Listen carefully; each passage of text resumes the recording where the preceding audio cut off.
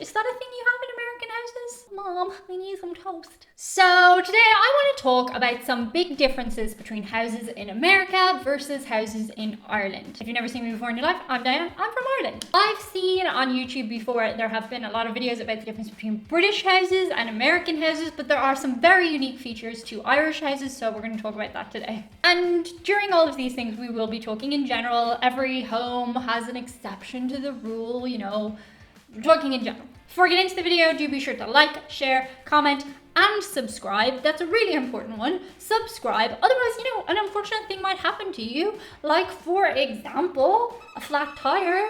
That would be unfortunate. It might have no connection to you not subscribing to this channel, but it might, you know. You just don't know. Maybe just subscribe and like the video for luck. It's free. Okay, the first big difference between American houses and Irish houses is the male flap.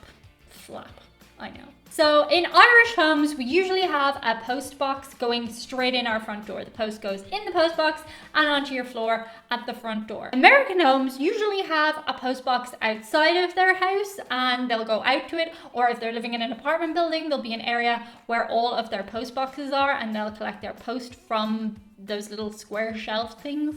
Also in this area, a big difference is hallways.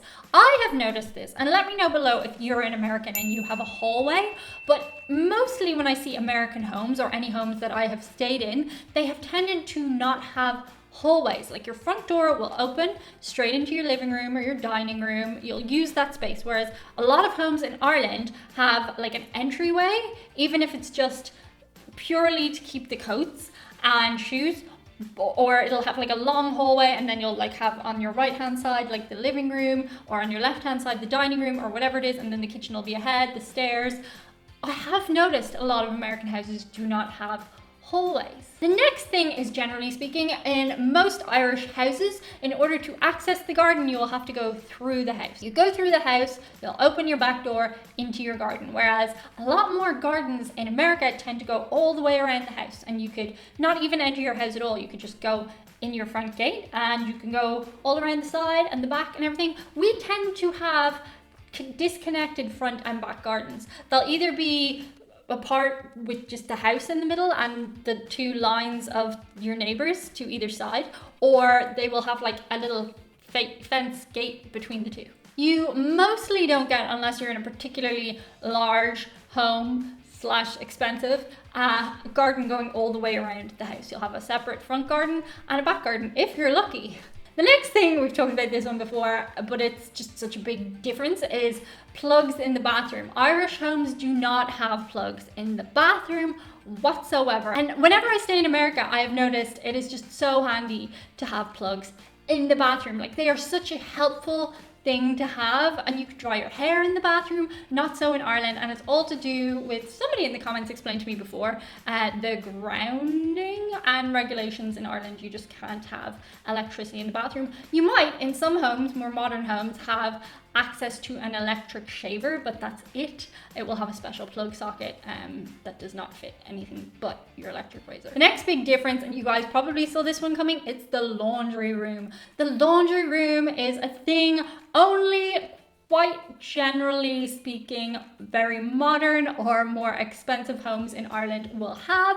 We usually have our washing machine in the kitchen beside our dishwasher. Now, I would love to have a laundry room, but European homes are not as big usually as American homes. In addition to this, a lot of homes in Ireland do not have tumble dryers. Most of us use the washing line to dry our clothes. I bought this really cool thing years and years and years ago, and now I'm onto my second version of it. It's a dry buddy. You like literally prop it up, you hang your clothes up inside, and it will dry your stuff like that. But if it's raining, you gotta just wait, and you can't dry your clothes mostly. People will also put our radiators to work. I believe they are different in most houses in Ireland than they would be in America. As I understand it, in America, you usually only have the type of radiators we have on the walls in very old houses. Usually you'll have an air conditioning system that will like pipe hot air or cold air into your house. We utilize the radiators and put our clothes on top of them to dry stuff. The next thing you will probably not find in American houses that you will certainly find in a lot of Irish houses, unless they are new builds, is features that are completely from the old times or that are totally unique. So when you're living in Ireland, you could be living in a converted castle, you could be living in a converted lighthouse, but a lot of times you also have features that have just not been updated at all from when your house was older. For example, the house I grew up in, I remember we had, well, I don't remember when we moved in, but I remember we had bells on the wall. I googled these. There's only one type of bell, which is the ding dong bell. We had the ding dong, you pressed it bell, so one assumes it was just somebody in the 60s, 70s, 80s with the audacity. Now, this wasn't a humongous house by any means, but at one stage the house would have had servants in it, or a servant, just depending. But every room had a little bell in it, and I remember my dad took the electricity, unwired it, because he was like, the kids are just ringing the bells when they want stuff. We actually never did that, but I think that was the fear, they took them away. And then I remember when we'd get like a flu or something, they'd be like, those bells would have come in handy now. So you just get, your little bell. Mom, we need some toast. Another thing old houses have, and I remember ours was covered up in the house I grew up in, was a dumb waiter. And I know, it's a funny name if you've never heard of it before. But basically it means that you have, it's almost a lift exclusively for food and clothes and stuff. And it goes from the top floor to the bottom floor, and it's just a way of like transporting trays or laundry and stuff from one to the other. Now, we got ours covered up because it was basically bringing a draft into the house, which, Irish electricity is super expensive, so it got covered in. But in a lot of houses in Ireland, if you actually tore down a bit of the walls, you might find a dumb waiter in there. Great name. The next thing that is super different in Irish homes versus American homes is bedroom size. In America, bedroom size is actually mostly regulated. Generally speaking, in order to qualify something as a bedroom, it needs to be 7 foot wide in either direction. In Ireland, this is not the case, and boy have I stayed in some places that really pushed the boundaries of bedroom. In Ireland, a bedroom is any room you can fit a bed in that isn't designed to be also a utility room or something like that. I remember one time when I was on the desperate apartment hunt in Dublin, which is an impossible task, particularly now. Ireland really needs to sort out its housing situation. I was on the hunt and I was desperate, and I came across this one place that literally you opened the door, which didn't open all the way into the bedroom, and you hit a bed, and then to get to the other side of the room, this was a single bed, you had to climb over and your cupboard was in the wall, and then you'd climb back out to get out of the room, and that qualified as a bedroom. That should be illegal. Like, it was horrendous. And I think I was considering putting a deposit down for this because there was just nowhere else to live. In the end, I didn't go for it because it was in kind of a dodgy area, so I just was like, would I feel safe walking here alone at night? Probably not, so I didn't go for that one. But yeah, in Ireland, if you can fit a bed in it, it's called a bedroom. The next big difference between Irish houses and American houses, and again, this falls back to, generally speaking, American houses tend to offer more in terms of size and land and stuff like that. A lot of Irish homes will be semi-detached properties, and this includes people from middle class, upper class style living. They will live in completely terraced housing. It's just the way a lot of them are designed, and that can be quite nice in some ways, but also, moving on to the next point, it can also be a bit annoying because you can hear everything in your neighbor's home, and that is due to how the houses are built. A big difference between American and Irish homes is insulation. A lot of times in older houses in Ireland, there is zero insulation, completely insulation. There's zero insulation. Oh, relax there now. Your wiener's out for everybody to see. Thank you. A lot of homes, there is no insulation whatsoever, and that means you can hear everything from one building to the next. You can literally hear your neighbor's conversation a lot of times. Another thing that accentuates this is both a positive and, just for the hearing things, sort of a negative. It's the structure of the houses. So a lot of times Irish houses are built out of brick and stone, whereas I had to look this up because I am not a builder by any means, so maybe somebody who's more of a professional in this sense can explain this a bit further in the comments. American houses are generally made from wood, structure.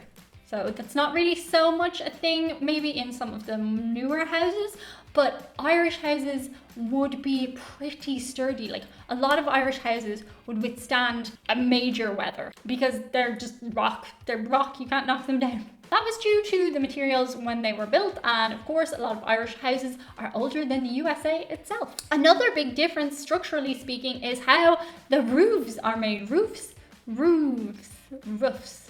Say it enough and you'll just lose all meaning. In Ireland, we have clay or slate roofs, whereas in America, they have something that is called felt shingle. I'd never heard of this before until I started doing this video and I looked it up, but I knew they were different. In Ireland, we will only use felt shingles for roofs on temporary structures like sheds or a building that you don't think is necessarily gonna stand the test of time. It's not gonna be around forever. It's a temporary structure. Of course, this means at Christmas time, it's really hard to do the stapling thing that Clark Griswold did on his roof, because you're trying to go into something that's solid, so you can't really do it so much. However, less leaky houses, you know? Next big difference is, of course, taps. Now, we are not unique in Ireland in this sense. A lot of European countries also have this. They will have one tap, and that is for your hot and your cold water. No, wait, that's the wrong way around. So we will have two taps, one with cold, one with hot, and you just have to mix the water together in this thing. Now, to be honest, most modern houses have just the one tap like you have in the USA, or even older houses, a lot of people have, you know, updated their stuff, so they will have one tap. But in some ways, having the two taps is kind of nice. There are good things about it too. Like you can have a hot and a cold going at the same time. Sometimes that can be good, but mostly, yeah, the mixy tap is better. And finally, a big difference between houses in the USA versus Ireland is your fridge and your freezer size. So generally speaking, our fridges and freezers are smaller, and if we have those huge fridges, they are called American style fridges and freezers. I will never get over you guys laughing at my tiny fridge. I remember thinking how unremarkable it was, and then everybody was like, "Diane, your fridge is so small." And yeah, it was even small, I suppose, by Irish standards, but I didn't think it was like crazy small, but it was enough for me. I will say, like, my mom, for example, always had two freezers because of having small freezers, because she liked to have like a lot of food on standby. She's a great cook. I'm not such a good cook. And she would have like a freezer in our side passage. Is that a thing you have in American houses? We had a side passage. So speaking earlier about how the gardens from the front and the back are separated, oftentimes you will have a thing that is like attached to the side of your house, temporary structure type of thing, and it will literally, you can go through the side door to the back side door without going through the house, just side passage. Do you have them in America? Let me know below in comments. Let me know indeed if there are any things that you feel I missed on this list, if you've been to Ireland and thought, wow, that's super different in your houses. Let me know. That's it for today. See you guys on the other side. Bye.